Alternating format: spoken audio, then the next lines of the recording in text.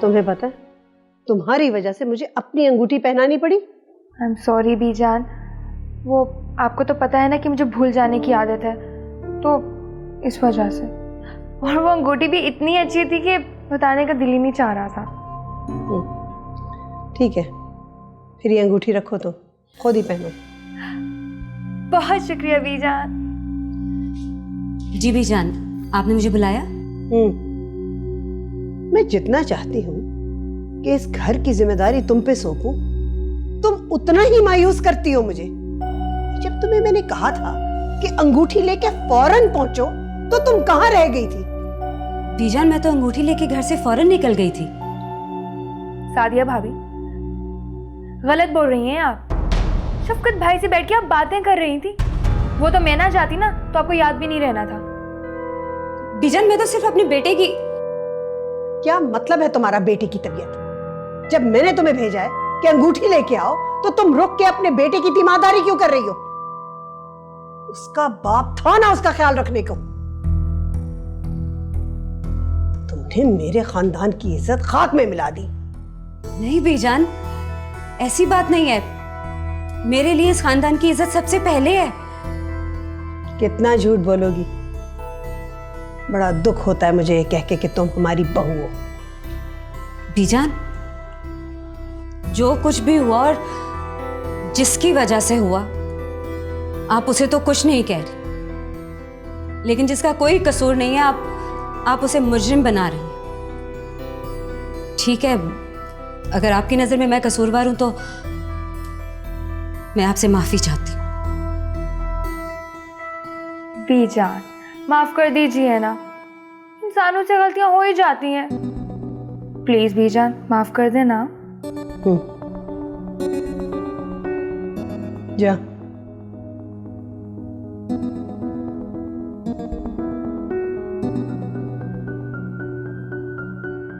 वो ठीक करे ना।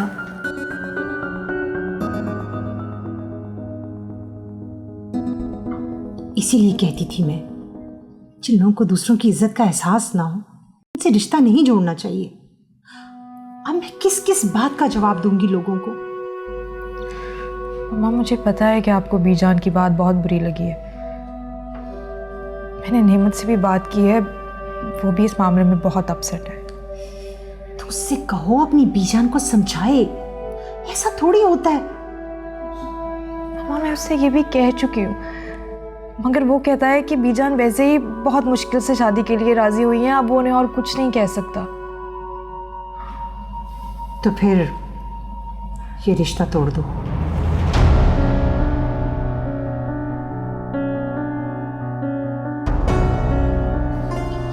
ये आप क्या कह रही हैं मम्मा? सही कह रही हूँ मैं। मम्मा प्लीज प्लीज जरा आराम से सोचिए मम्मा। बीजान भी तो अपने बेटे की मोहब्बत में मान गई है ना, आप भी प्लीज मान जाए। दुनिया वालों का क्या है, वो तो बातें करते रहते हैं ना मम्मा। तुम तो पागल हो गई हो रिंशा। हाँ, मोहब्बत में इंसान पागल ही तो होता है। प्लीज मान जाए मम्मा। अगर कोई कुछ कहेगा ना तो मैं उसे खुद जवाब दे दूंगी। प्लीज।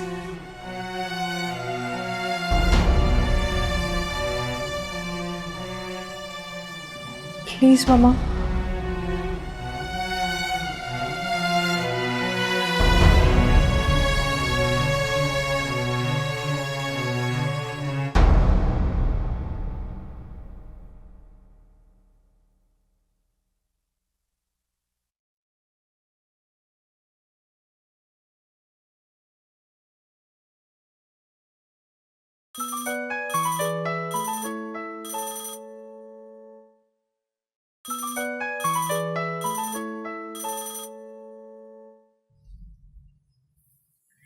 हेलो।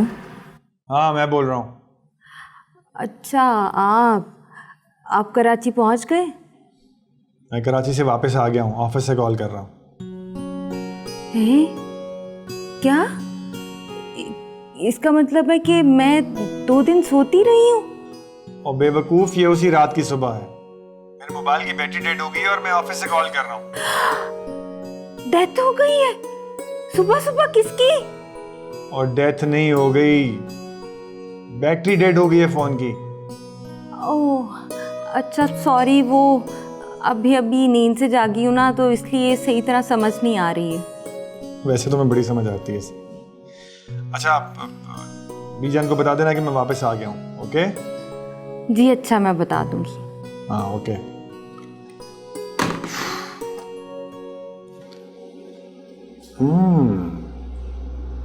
डेथ अच्छा बहाना हो सकता है, लेकिन अब सोचना यह है कि मारना किसको है।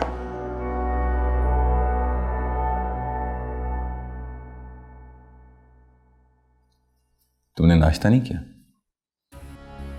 इतनी जिल्लत उठाने के बाद भी कह रहे मैं जाके उनके सामने बैठूं। अरे यार, अब तक तो वो भूल भी चुकी होंगी। लेकिन मैं नहीं भूली और ना ही भूलूंगी।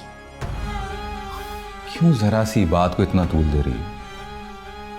शफकत, ये आपके नजदीक जरा सी बात होगी। देखो सादिया, शफकत प्लीज मेरी मोहब्बत का और इम्तिहान ना लें। प्लीज आप अपना हिस्सा लें और यहां से चलें, कहीं जाके अपनी नई दुनिया बसाते। और अगर नहीं मांग सकते तो ना मांगे, हमें सिर्फ आपका साथ चाहिए और कुछ नहीं।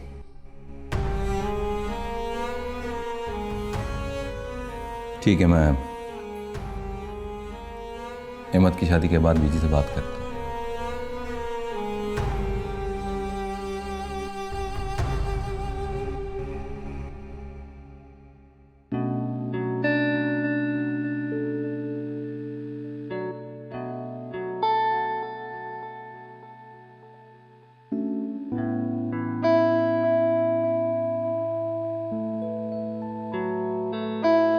हारे हुए लोग इतना खुश होते हैं, पहली बार देख रही हूँ।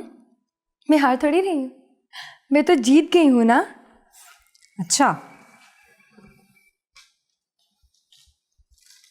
वो कैसे? ये देखो, ये जो अंगूठी है ना, उसके लिए आई थी, मगर मिली किसे? मुझे ना। तो फिर जीत किसकी हुई? आयजा, ये जीत नहीं हार ही है।